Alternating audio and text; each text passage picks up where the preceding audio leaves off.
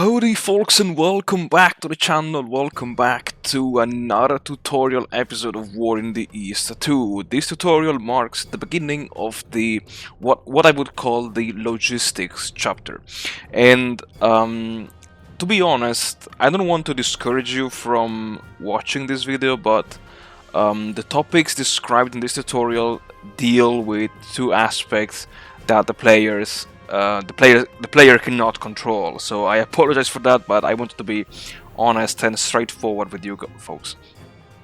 Without further ado, let's dive straight into the first topic, which will be the longest one, and is the topic of factories. You may remember from the very early tutorials that if you click on this button here, toggle factory location on off, you get the global overview of all of the factories that are under your control, and also the damage level.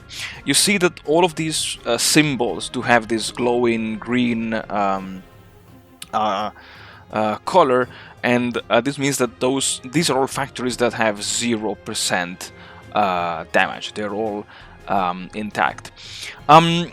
Besides this, there is also the factory navigation panel that we will see later on that allows you to customize which factories you want to visualize on the map, amongst other things.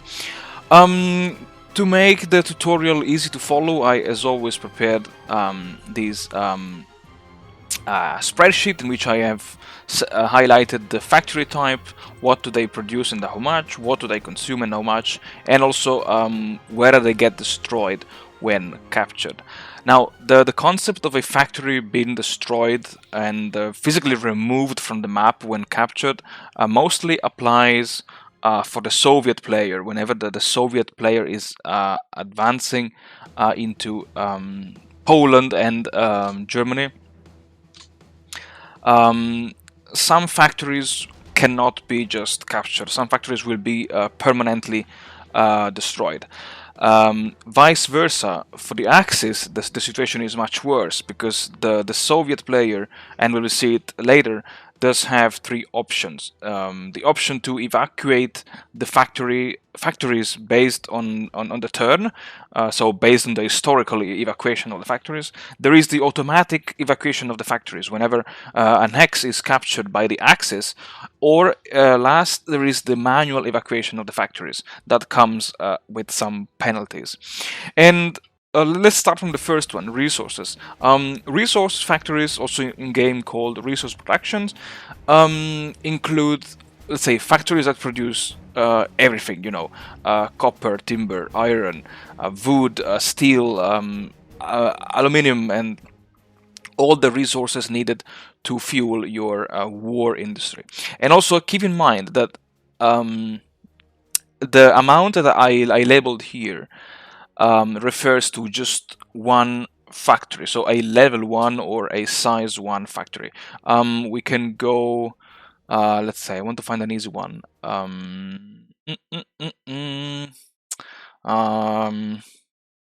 Yeah, okay, it's fine. Nice, let's go on nice. If you hover the mouse over the hex, you see here the window pop up and says production manpower 3. Now the manpower 3 is the level of the factory. You can also see it if you select the hex and you click here on the name of the city, and you see here factory type manpower number 3. It means that in NICE there is a level 3 manpower factory. And resources are represented on the map by this symbol here, the pick and the shovel. Heavy industry produces two types of supplies. I call them industrial supplies because these are the supplies used by the armament factories and armament and vehicle factories. Oh, sorry, vehicle factories. Yeah, and the other supplies are the ones consumed by the units, so ground and air units. And heavy industry do have this factory silhouette here on the map. Armament factories. Armament factories produce, let's call it like a credit value called armament points. armament points are stockpiled into a pool and then are spent in producing um, everything that you need to reinforce your armies and air force. Like, I don't know, they're called generic devices like machine guns, hand grenades, anti-tank guns. I don't know, even I would say rifle squads and anti-tank guns, tank chassis, plane airframes, and all this kind of juicy stuff that you need to make to keep your armies up and running. Then we have synthetic fuel that, of course, they produce fuel. Oh, sorry, as always, I forgot. Armament factories are shown here by this pistol silhouette here on the map. Synthetic fuel, I mean, it's obvious they produce fuel out of resources. As you can see, the trade is not very favorable. They are quite expensive, and synthetic fuel refineries do have this jerrycan symbol here on the map. Oil fields, they produce oil, and oil fields are, I know I've seen one here in Germany. Oh yes, here in Nienburg. Oil fields are shown by this I think it's an oil rig pump that is, yeah, it's pumping oil out of the underground. We have fuel refineries that produce fuel out of oil, and fuel refineries share the same symbol of the synthetic fuel refineries. Then we have the vehicle factories. Now, vehicles are, let's say, a generalization of trucks. Trucks do have a capacity of 2.5 tons, and this will come back later on in the logistics phase. I mean, sorry, in the next tutorials when we will talk more about the in-depth logistics of the game. And vehicles are also needed for, as we've seen, for the temporal motorization of your infantry divisions. They are used by the motorized and mechanized infantry divisions, and of course by your tank and panzer divisions. And yeah, they consume 50 tons of industrial supplies. And then we have the manpower factories. Now, I want to spend a few words about manpower factories because a level 1 factory contains 50,000 people. Manpower do not get destroyed, but whenever they are captured by the enemy, like, I don't know, for instance, if we look at the Brest-Litovsk, there is a manpower level 8, so that's quite high. What happens is that factories that are captured, they get a random amount of damage that does not exceed 100%. Besides oil fields, when captured, are only at always at 100% of damage. Now, manpower factories, when they're captured, they reduce the amount of manpower that the player can gain from these factories, because of course there is the, let's say, hostile aspect, and there is the fact that the population of these hex is busy in rebuilding, let's say, its own factory. And I know it's awkward to talk about factories, but this is how the game handles the population, basically. And also, one important aspect to remember is that you can permanently lose manpower if the hex is isolated, so it's completely cut from every supply line, because the game even mimics the concept of starvation. And the last two, of course, yeah, sorry, vehicle factories, I forgot, I keep forgetting, I'm sorry about this. Vehicle factories are represented by, yeah, by this truck silhouette, while manpower are represented by these 3 to 4 human silhouettes standing.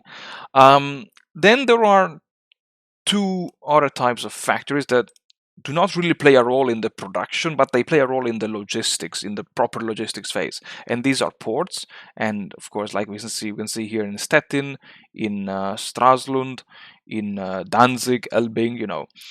And then there are rail yards. Rail yards are shown here on the map by these railway trucks.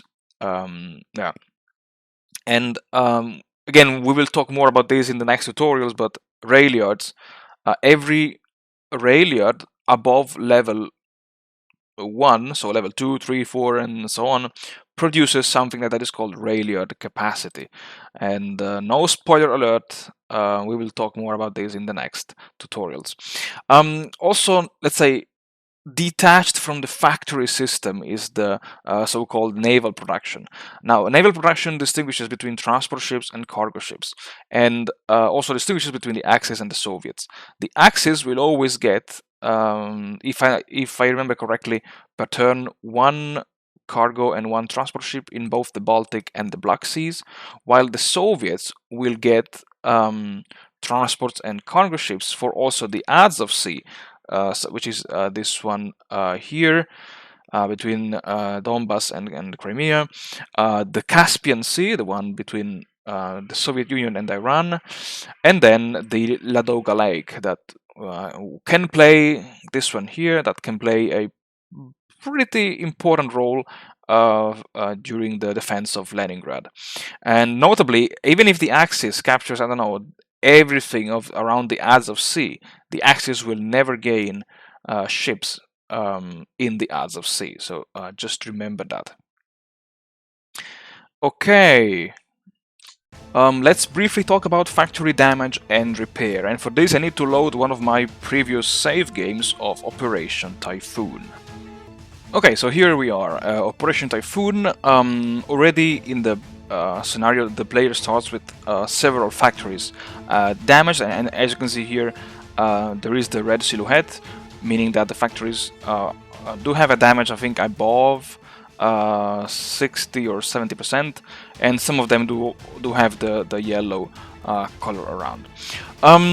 So factories do get repaired over time. The percentage, however, is very small. It varies between 1 and 3%, depending on the type of factories. And I think in the manual it's written there, and I forgot to make the table for that. So of course this, let's say, automatic repair takes a lot of time, and there are 2 ways to speed up repairs. Let's say if we go, we can select, I saw it before, we can go to Brnovici, and yeah, here we see already both solutions.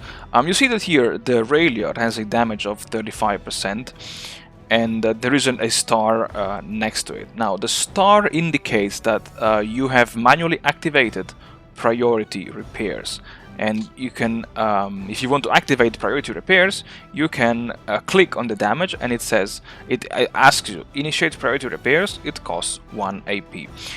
In this case we say no, but what happens is that in the next logistics phase, the AI will attach automatically a construction unit from any of the ones that are available to this city, and the construction unit will help in speeding up the repair of the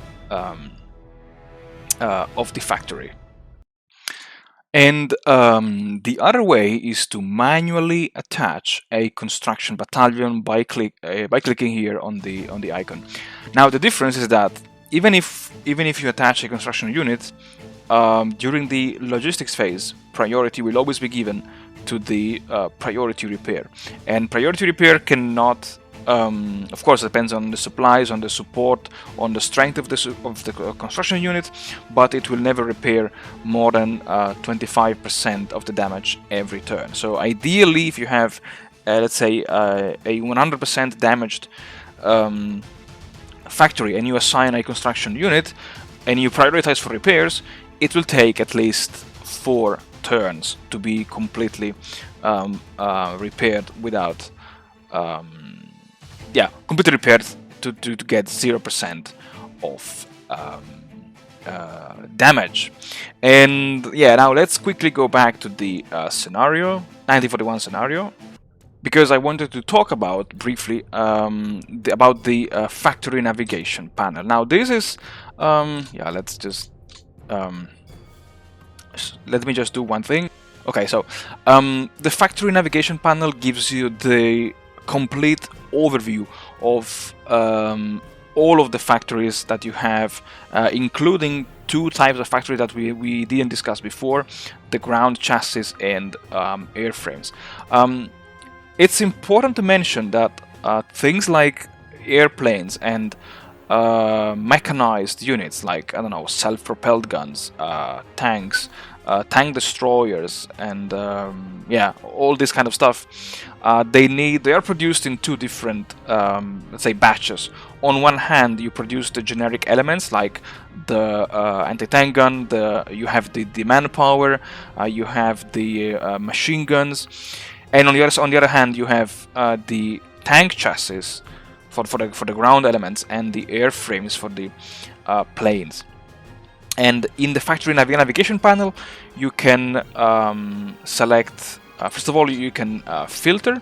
Let's say if you select a none, then you see nothing anymore, and then you can select the factories that you want to see. I don't know, like for Germany, I want to see my oil fields, and I see, okay, if I select this, I only see that I have oil fields here, one here in Prague, here there are some in Romania, you know, and so on, and so forth.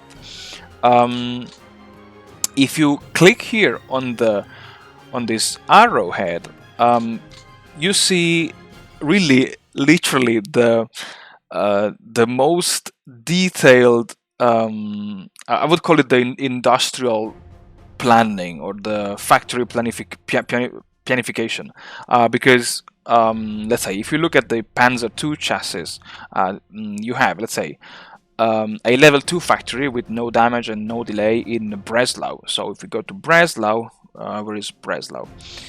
Should be somewhere here, I think. Yeah, Breslau, there it is. You see that there is a tank chassis here, and if we go to the yeah, we have the Panzer II chassis level 2, and yeah, I forgot to mention also the airframe factories are shown by this yeah, by this plain symbol, you know. And location Breslau produced 0, because this is just the beginning of the game, and it has produced nothing. And then it says change type to armaments production in 54 turns. So this factory will become an armament production factory in 54 turns. Then we have the one in Nuremberg that it is a level 8, but it's delayed, so it will become active in 39 turns. And then you see here, change type to Panzer III chassis in 67 turns, Panzer II again, and Panzer V. So this is the Panther chassis. And yeah, you see here all the changes, historically, let's say, occurring changes to these factories. And if you are a nerd like me, this is just freaking amazing. And then you have here imports. Imports indicate the let's say, tools that are made in these factories, like these Panzer II chassis can make Panzer IIF, the Lynx recon tank, the Panzerjäger, the Marder II, and the Vespa, so all vehicles based on the Panzer II chassis. And this number here, the max import, is the maximum amount of elements, in this case, I don't know, Panzer IIFs, that can be built throughout the entire game. Even if you, say, if you have built 430 Panzer IIFs, and if you have already 430 Panzer IIFs in your pool, and you keep producing Panzer II chassis, you will not produce any more Panzer IIs until you lose some of them, basically.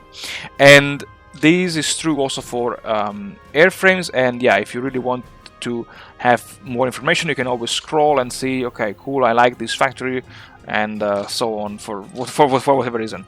The Soviets, oh, sorry, I think, yeah, the Soviets do have also something else, because I think is the, yeah, exactly, this is the relocation. You see, move to Omsk, move to Sverdlovsk, and yeah, move to. In the campaign, this is just in the editor. In the campaign, you can manually select whenever you want to relocate your factories, albeit this comes at a cost that the factories will be damaged and therefore they will not become operative from the scratch. And also, I didn't mention one thing about damage. Let's say let's pick the, oh my god, I can't pronounce his name, sorry. um, yeah, in Guben we have a resource production of level 10, and this makes the math easy. There is a reduction in the amount of output that is directly correlating with the percentage of damage. Let's say you have a 50% damaged factory, and this means that this factory has 50% chance of producing 10 resources, and 50% chance of not producing resources. So of course, the lower the damage is, basically the higher the chance that the entire factory complex will produce whatever they're meant to produce. So damage applies to the entire factory complex, so in this case all level 10 factories and not just an individual factory. And the last thing that I wanted to mention in this tutorial is production. Production, let's say the overview of the production is accessible here by this info screen and show production screen. Now, the production screen gives you the complete overview of all what you have. For the axis, it shows you, it opens like this. You have all the axis nations, and this number here indicates the percent of the production. This can be changed in the editor if you want. I would recommend leaving it like this, because this has been balanced through endless times of endless tests and tweaking, let's say. And to make things easy, let's just select Germany, and here we have what I've been let's say talked about you in the Excel sheet. You have the pool, you have armament productions, you have fuel, heavy industry, and all the factories that I called as special. Here you have the capacity, so how many factories you have in total. Damaged, the pool, this is the let's say the armament pool. In this case it's 2 million. When you read 2,000k, it's 2 million. How many were built, and this applies to the ground elements, and how many are in the units. And down here you see the air elements, and below the ground elements. And as you can see, you have here the airframes, and down here you have the chassis. And of course, if you progress in the campaign, you can even capture enemy equipment. There is not too much to say, because these are just, let's say, numbers, just for the people like me who love to see tables with numbers and statistics. But there are a few things that can be useful for the new players. First of all, the options here. Production filters off. If you activate it, you will see only the elements that are currently in production. If you want to see all of the elements, then you can deactivate this filter. Now, you see that the elements do have either don't have any symbol, or they can have two symbols. The 2 stars indicate that this element is not being produced yet. This will be produced in the future. And if you're curious to know more about every individual element, you can go in the editor and you can click on this one here. And if you look at, for instance, at the BF109 Gustav 14/AS, you see, first of all, from which factories this plane can be produced. You see the delay of these factories, and you see here, yeah, first year 1944, first month 7. You see here all the stats of the plane. You see the reliability, and you also see the build cost. The build cost is the, let's say, number of armament points that you need to spend to create one of these, and this is the cost of assembling together the Bf-109G airframe, the one 20mm cannon MG-151, and two 13mm MG-131 machine guns. And yeah, these, the gate with the minus indicates elements that are not being produced anymore. We can have a look at the Bf-109 Emil 3, and we see here first year 1939, and then in August 1940 upgrade to Bf-109 Emil 7. So these are yeah, planes and chassis and ground elements that are not being produced anymore, or that will be produced in the future.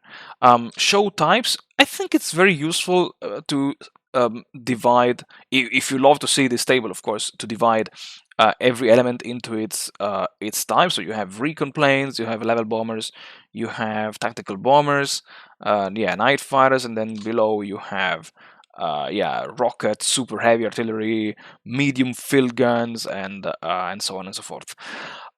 Since we are here, one important aspect that I want to say clarify. When you are receiving replacements to the on-map units, the game will not care if you have, I don't know, the Lichte Feldaubitze Aktien, the LEFH-18 or the SFH-18, because these belong to the same type. So the game will automatically send you what it has. So if you are running out of 150 millimeter howitzers, the game, and you have a lot of 105 millimeter howitzers, the game will give you these howitzers to compensate also for the lack of these, because these two belong to the same type. So keep this in mind in case you are wondering why some of your units do not have any more, for instance, the SFH-18 howitzers, and are just full of LEFH-18 howitzers. And if you go up, in this case, you are having a look at both pools. Now, there are two pools of elements. There is the active pool and the transit pool. This is, let's say, the active pool, and this is the transit pool. Now, the transit pool contains all of the elements that are damaged on the battlefield, and damaged elements end up in the transit pool because they are undergoing repairs. And every turn, I think 25% of the elements in the transit pool are moved back in the active pool, just to explain you this. And then you have the ground element map, which again shows you more in details all the information that you can find for your elements. And if you click on this, let's say on this plus, it opens up the window that goes into the very details. Like for instance, light tank for Germany, you have the Panzer 35 T. This is a Czechoslovak tank. Here you see how many tanks are currently missing. In this case, 158. And if you click further down here on units, you see precisely which divisions, which units are do have this deficit of units. And yeah, Again, you see the how many you have in pool, in the active pool, how many in the transit pool, how many are have been built, and this is the amount of manpower requested to say refill these these units. And again, you can go through and you have ev- every element for, in this case, for all of the Axis nation. And then you have the production charts, which are, say, a more graphic visualization of what you have been producing throughout your campaigns. And one last thing, you see here these numbers. Now, this number here in units tells you which units, so how many units are currently using this specific element, and the number here in red indicates the number of planes that are missing from all of these units in order to bring those units to the 100% of strength. So yeah, it's also it gives you a very good indication to see if you need to disband units, to move units to the reserve, or to do something with your units. I can spoiler it now. If you click here on this number, you see that it will bring you to the commander report. I will make a whole tutorial about the commander report because it's, in my opinion, one of the most useful tool to learn and to use to soften up, let's say, the amount of management that you have to do when handling war in the East too. And this was all that I had to say in regard to production and factories and production. So thank you very much, folks, for your attention if you managed to reach the end of the video, and thank you very much for supporting the channel. And yeah, I'll see you all in the next tutorial when we will talk more about railways and ports. Until then, my friends, I wish you all the best and take care.